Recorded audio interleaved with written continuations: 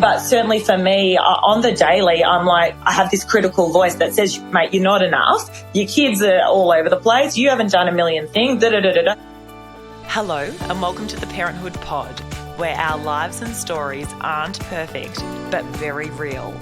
I'm your host, Leonie, and every week I will bring you conversations that aim to smash the stigma on struggles we face as parents. Let's begin. Welcome to the show. Hi everyone, welcome back to another episode of the podcast. I'm joined today by my sister Michelle. She's actually the reason why I have a podcast. So Michelle is the founder of the Peers Project, which is a leading Australian podcast agency. So Michelle, welcome. Thanks so much for having me back. We had you on season 1, episode 1. You have always been there right by my side.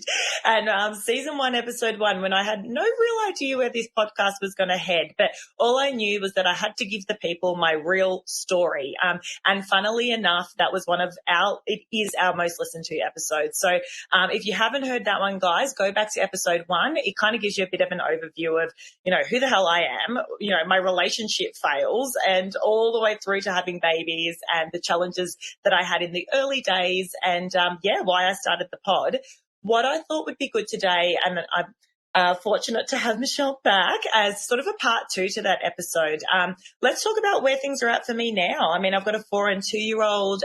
I'm certainly, as you all are, experiencing my own challenges with that. And I thought I'd bring Michelle back on and let's hash it out around, my challenges. Oh my goodness, absolutely. Thanks so much for having me back. And to see you flourish with this show and just, I guess, see the brand build and the community build has just been so cool to watch. So kudos to you, Lee, for, sticking at it 65 episodes is no small feat. So it's always nice to hear that, the best episode or, it's not a surprise, but that the most listened to episode was the episode about you. So let's continue the conversation. I guess my first question is really around, what has been the hardest thing about your parenting journey kind of post children? Yeah, I mean, there's a few things that come to mind. I think, as you know, being my sister, but also I mentioned this in the last episode that we did, I like certainty. I like control. I like structure. And I think one of the hardest parts is just the lack of certainty and control you have on the daily. Like you may wake up with all of your game plans as to how that day is going to roll out and you wake up and your child's sick.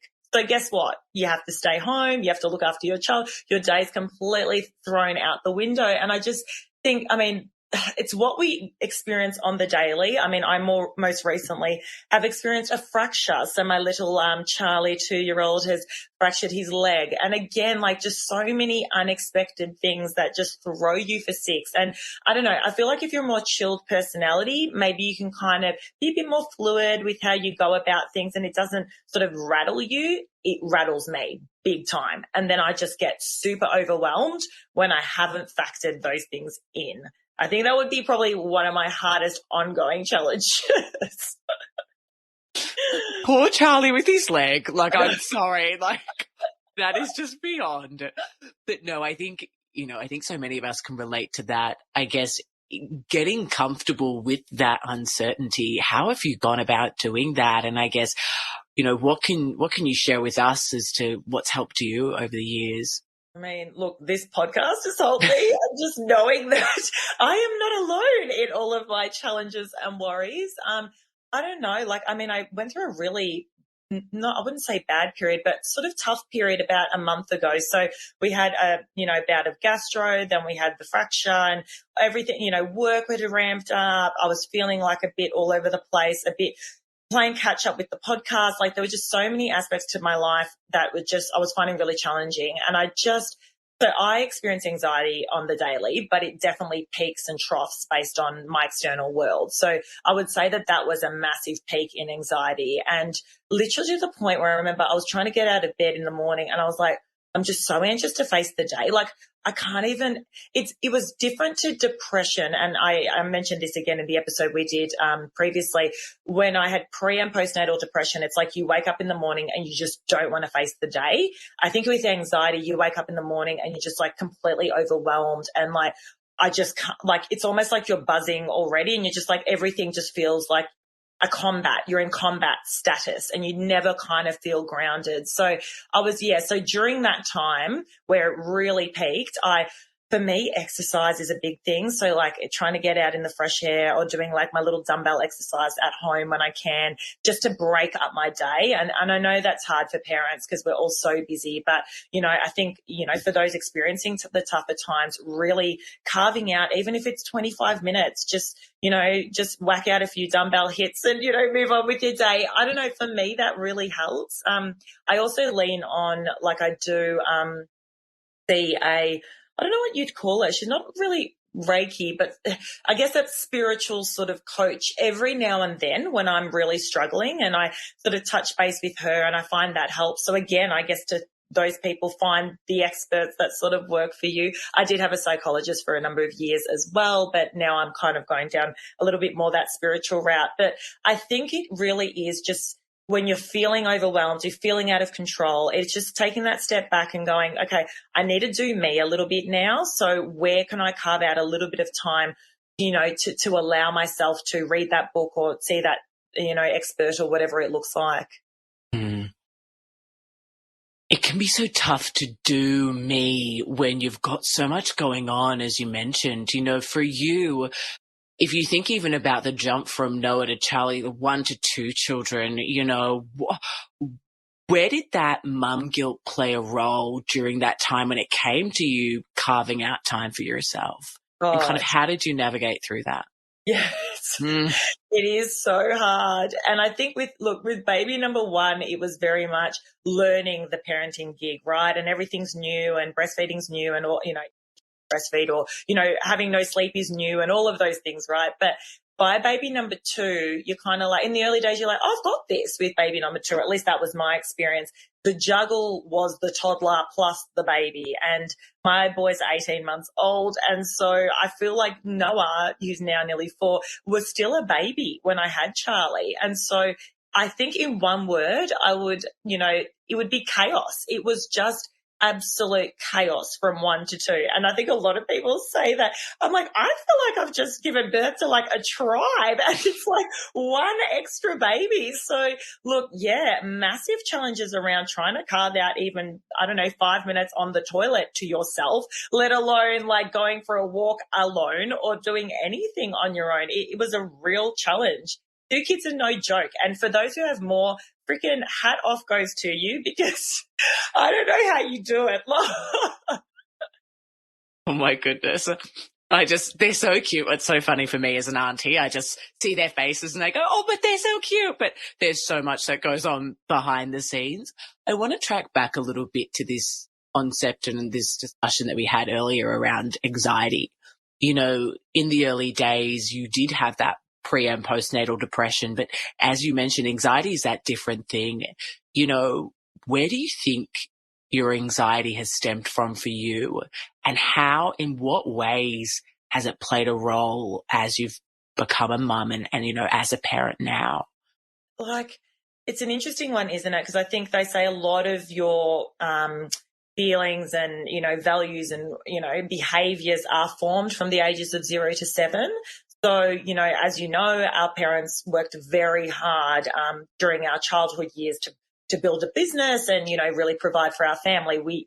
They had nothing to begin with. So I think just naturally living in that environment where there's a fair bit of stress and anxiety being experienced by the adults in the household, as children, you do sort of absorb that. And I'm mindful of that as well, because I feel a level of guilt when I am anxious. As much as I try to put on a front with Noah and, Charlie, I think far out, I hope they're not picking this up, because I did pick up on, I guess, the environment in which I was brought up in, right? And you pick up on the good things and unfortunately the bad things too. So I think that's where it probably stemmed from, my, as a child, wanting to do the very best I could in what I had on my plate to appease my parents who were undergoing a fair bit of stress in trying to build a business and provide for us. So what that meant for me was to try and excel in my career. At the time it was at school, or, at the sporting, activity that I was subscribed to succeed as a child and get the ribbons and get the A pluses. I felt that's the best thing I could do, given, our family dynamics. So with that comes stress, but also I think absorbing the stress in your household as well. It potentially that gave me this learned behavior around always feeling a little bit on edge. And I feel like it's been there for a long time. And it's funny, I mentioned that spiritual sort of coach that I've got, and she made mention, I mentioned to her in my 20s, I partied like it was bloody 1989, right? Like, it was very high highs and then very low lows in feeling stressed and anxious, but then also party and have like the best time. And she mentioned something which was really interesting. She said, well, did you it was obviously an escape for you, Leonie, because if you're drinking, you're out, you're having a good time, all of that stress that's simmering under the surface, it doesn't make a difference to you in that moment. And hell, doesn't that feel good? So you want more of that, right? So, and it's obvious when you said that, but I was like, yeah, that kind of makes sense as to why I used to, be the last girl on the dance floor or whatever it looked like, because I just was obsessed with the feeling of not feeling anxious and not feeling that critical mind was always staring me down and telling me I wasn't good enough. In that moment, nothing mattered but me having a good time. So, I think it's interesting, isn't it, the way we sort of do absorb what's in our environment as children, but also we, learn these behaviors.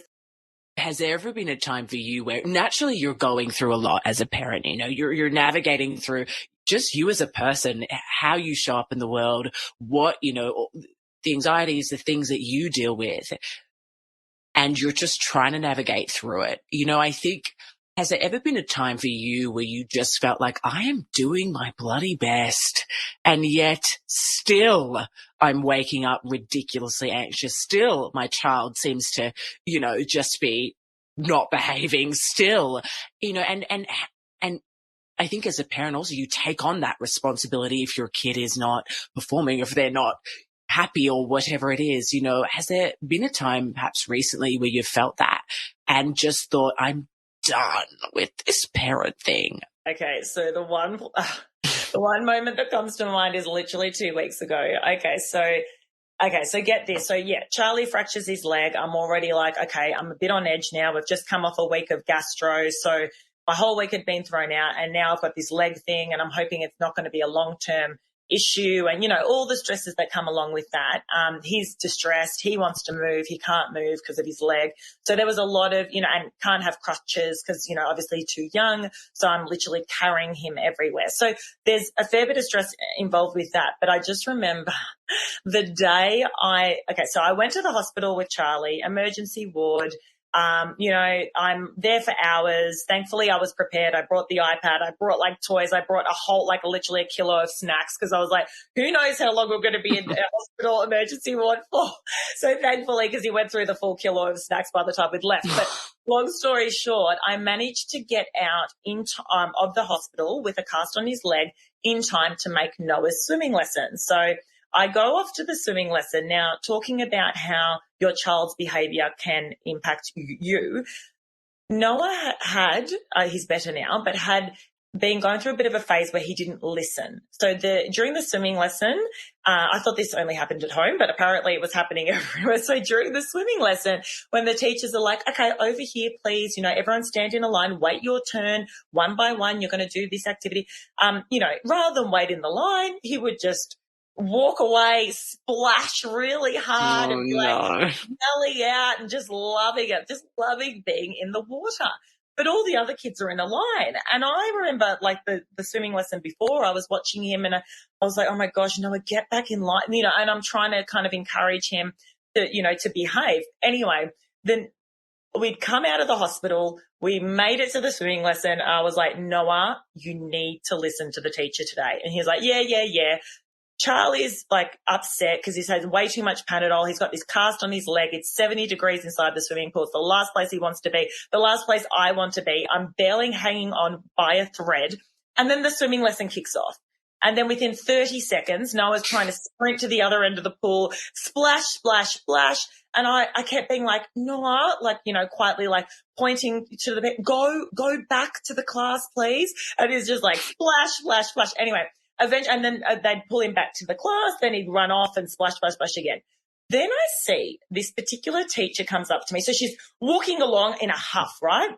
And she comes up to me. She's like, excuse me, are you, she goes, are you Jack's mum? And I was like, no, I'm not Jack's mum. And she's like, oh, apparently they've been calling him Jack the whole time. They didn't know his name. So they've been screaming, Jack, and Noah's not listening, so he just keeps splashing. But anyway, she must have realized, and she's like, no, the kid over there that keeps splashing. And I'm like, Noah? She's like, yeah, oh, Jack, Noah. Okay, yeah, Noah. Oh, sorry, I thought it was Jack. Okay, well. And then she goes in a massive huff in front of all of the other parents. She's like, excuse me, I just want to let you know, okay, in a way that was like, we're trying to, you know, cure world peace here and, you know, it's not happening. Excuse me, I want to let you know that his behavior is completely unacceptable. And if he continues to behave that way, we will ask him to leave the pool. Okay, so look, one more chance. It's complete. And look, if you need to speak to him, you do what you need to do, but it's completely unacceptable.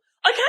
And she just storms off. And I'm just like, oh my God. And all the other parents, thank God, they're legend. And they were like, geez, that was a bit much. And I was like, don't cry, don't cry, don't cry. Because I was like, I've got this kid. I've been in the emergency ward. My other kid's not listening. It's hot in here. I'm over it. Charlie's crying. You know, and so I stand up and I'm the peacemaker. So I stand up, okay, no worries. And I kick myself now when I'm looking at that because I should have just said to her, okay, firstly, hun, just calm down. This is a 3-year-old swimming lesson. Like, we're not trying to cure world peace. And, you know, and so anyway, and I went to calm him down and I've kind of, you know, tried to guide him as much as possible. And since then, we've been talking a lot at home about following rules and listening to instructions, and he's getting better. But to your point, I remember that afternoon I got home and I was just like, I'm a terrible parent. My son's, you know, fractured his leg. The other one's not listening to anyone. So it is amazing how, yeah, what is going on with your children impacts you greatly as a parent. Mm-hmm. How can we navigate? Firstly, anyway, side note on that, my heart breaks. But how do we navigate those times as a parent where we feel like we're not good enough? I mean, red wine helps momentarily. No, look, I don't know, to be honest. And I feel like I constantly feel not enough on the daily. But that's like the story of my freaking life. And it's so frustrating because, you know, like I know that that's the thing I've got to work on, right? And I think we all, to some extent, feel a level of insecurity or whatever, comparison, envy, you know. But certainly for me, on the daily, I'm like, I have this critical voice that says, well, mate, you're not enough. Your kids are all over the place. You haven't done a million things. Da, da, da, da, da. So, look, I think when that critical voice creeps in, for me, it's really important. I've started journaling more recently, and that's another tool that works quite well for me too.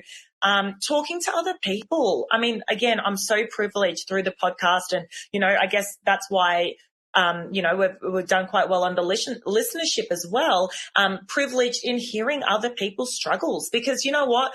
If you flick through Instagram, half the time you're like, I'm bloody not enough, am I? I mean, look at what she's doing, or look at what he's doing, and look how perfect their kids are, and look how, you know, beautiful her hair is and mine standing on one end. Like, there's so many opportunities for comparison. So let's talk about the struggles, which was the premise of the podcast, but, you know, talk about it with your friends, and then you realize you're not alone. And I think that's a good place to start.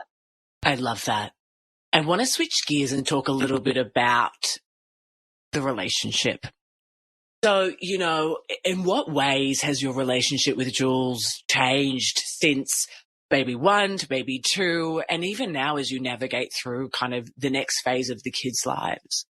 Yeah, it's interesting, isn't it? Because I think in relationships you start in the honeymoon phase, and I think the honeymoon phase lasts pretty much up until you have children, or at least that was my experience. Waking up on a Sunday, where should we go for brunch? You know, all those great things, sleeping throughout the night and all of that. But so look, we went from that, and we're quite social and we love being out at restaurants and things like that. So we had quite an active social life, to baby number one. I mean, I think one of the reasons why I struggled so much in particular, you know, having depression and all of that, was my social life was non-existent. And for me, I am an extrovert, so I get my energy from being around others. So I struggled with that. And with baby number one, that takes a toll on your relationship too, right? Because, you know, everything is so new. I felt like I was almost like in captivity, being home with this baby who was constantly needing me. So I was jealous that Jules was able to leave and I was, you know, stuck at home with this baby, which, you know, funnily enough, and I speak to a lot of dads as well through the podcast and a lot of couples in general, the common theme is the mothers tend to feel that way. I'm just feeling so trapped, and with the baby, I love my baby, but all of my freedom has been taken away from me. And the fathers, they're going, well, actually, I feel like I'm missing stuff. And I'm being, I'm stereotyping here at the moment, obviously, you know, same-sex couples and things like that. But just regardless, one person generally has the responsibility that's more heavily weighted around looking after the child than the other. So, yeah, it's interesting when you look at the different dynamics even within a relationship. And I'm sure Jules probably felt as though he was missing out on things too. But I think the relationship, the most challenging part of all of this, one baby, two babies, whatever it looks like, is being okay with knowing that one of you may end up doing more when it comes to the children. And it's not about point scoring, because a lot of the time we would default to that. Well, I did more on this day, and you know, and why do I have to be more flexible? And you got to go off and do this. And remember Tuesday when you go, oh, no, but you went for dinner on that night. That's where we got to, and we still sometimes fall back into that, because we are both trying to juggle our life outside of the children, and it's a common thing that often couples will point score. So we're mindful of that. We're trying to, you know, when it comes up, we you know, in resolving our conflict, we make note of that and go, you know what, it's never going to be even if we wanted 50-50 parenting. I don't know any relationship that's able to have that. And I've had to get okay with that in myself, knowing that during the week, if things happen with the children that I need to be there for, it's generally myself that's getting the phone call. And rather than feel resentful that I've had to drop everything and run, and hey, hubby's been able to kick on with his day like nothing matters, I've just had to get okay with that within myself. The one thing, though, that has helped me in doing that is Jules recognizing the extra work I'm doing and just saying thank you, which I still, you know, have to remind him. I'm like, well, thank me, damn it. Like, you know, I had to do, you know, and so, but it's amazing that just a little thank you or a little recognition. It goes a very, very long way.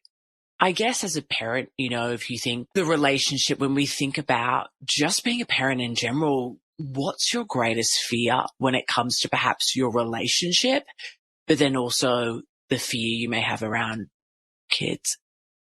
I think one fear is just making sure we don't lose ourselves, we don't lose us within the chaos that is life with children. Don't get me wrong, I'm saying chaos a lot. It is beautiful, and there are so many beautiful moments, and I'm so grateful. However, it is quite a chaotic existence, at least in my experience. I like things structured. It's not structured, right? And so in order to kind of combat that fear, we do try to put time in the diary in which it's just for us. So we might have a night away or a dinner, or, you know, because we like going to restaurants. For other couples, it might be doing a sporting activity together, going for a massage. But, you know, carving out that time, because trust me, I mean, I see how couples, you know, I get how the divorce rate's 50+% in Australia, 100%. And I speak to so many couples through the podcast as well who come to me and say, we nearly divorced. It was just too much. Like this happened and this happened. And again, there's so many common themes through it all. So I think if you're even if you're rock solid to begin with, there's always going to be so much that's thrown at you. So yeah, and from hearing out from our guests as well, just carving out that time. Because honestly, within a weekday, we might say 3 words to each other because we are constantly interrupted and we can barely get a conversation out without someone pulling at you. And imagine if that was your existence, you made no time outside of that for your relationship. It would be very easy to start feeling as though you are living 2 completely separate lives. Then perhaps the physical attraction or chemistry starts dissipating. Then it's been 6 months. Then it's been 8 months since you've had sex. Then you forget how good sex was, and so you stop doing it. And then it gets to a point of no return, or at least, again, that's what I've heard. So, it's hard work. A relationship, a marriage is a lot of work, but I think being mindful of that going into it, regardless of how rock solid you are, can really set people up to combat those challenges that come along the way. Mm. Was there a time recently where you just thought, I know I've got to carve out time, I get it, but I have so much going on. Really, is the relationship, can't we just wait till next month or next quarter? How have you navigated through that carving out of time for yourself and then for your relationship? Yeah, I guess with the relationship piece, what's kind of great is that if we decide on a date, then we've already booked a babysitter or we've got grandparents committed.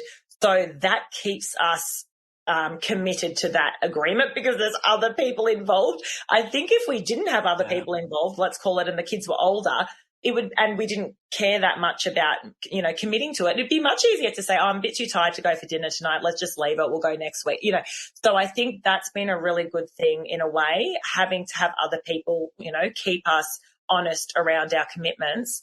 For myself, I think the carving out time piece it involves a huge amount of planning. I'm a planner, and I literally, if you see my diary, it's like by the minute, I like that. That gives me a level of certainty, so if I plan my 15 minutes to myself and it's in my diary, then it's more likely to happen than me just having wishful thinking as I go about my day. I think that's really valuable. I think the personal carving out of time and whatnot. I know we talked a little earlier about that personal struggle that you've been with, for the parents to be out there, for the current parents, what advice would you have to them around becoming okay with the journey that is parenthood? So Liv, my Real Talk co-host, always says, we're doing the best we can. And I think that she's like, I need that tattooed somewhere because I need to remind myself on the daily, we're doing the bloody best we can. So look, that sums it up. I guess it's a reminder, and it's good for me to say this now, that, to remind myself that you are enough. We are enough. If you don't finish all the things, if your kid has extra screen time that day, if you're feeling all over the place because you've spent a whole week at home with your child and they're sick and you haven't been to work and you've got so many competing priorities and your head's about to explode and you see so-and-so on social media and they seem like their life is perfect and all of the things, that is just the dynamic that I think that we live in. And it is really kind of sitting there going, are my kids healthy? Am I healthy and well? And let's get back down to basics and remember that all the extra stuff probably doesn't matter as much as just trying to be present in the moment and not putting too much pressure on ourselves. And it's so ironic I say that because I put so much pressure on myself that, really just remembering that we're doing the best we can and whatever we've completed that day and however we've gone about that day is enough and that we are enough. And I hope that through the podcast as well, people are realizing that and this is why I built this resource, right? So it was to help me, and it really has been a way of healing me and reminding me, and having these conversations all the time with people makes me feel really uplifted because I know I'm not alone. So, for those feeling a little bit alone in their struggles, you've got 65 episodes of content to listen to around other people who are also feeling that way too. Beautifully said. Thanks for having me. And I just have to say on a side note, your kiddos are literally the cutest things in the world, but also you are doing a bloody great job. Oh, thank you, Michelle. Thanks for being part of the episode. Thanks for listening. If you enjoyed this episode, be sure to subscribe, leave us a review, and share it with your friends. Want to contribute to the conversation? Hit us up on Instagram @ParenthoodPod and join our Facebook group. Until next time. Thanks for listening.